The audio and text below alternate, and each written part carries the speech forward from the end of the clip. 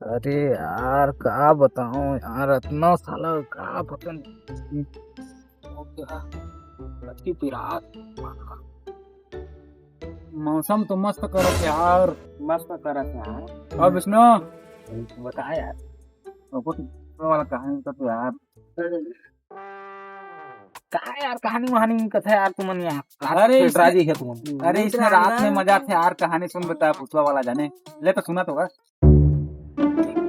मैं एक दिन जब घर ले बाहर, ठीक है, काम में गए हैं, तो हाईवे में मैं अपन गाड़ी ला कम से कम 60 से 70 के स्पीड में दौड़ा था।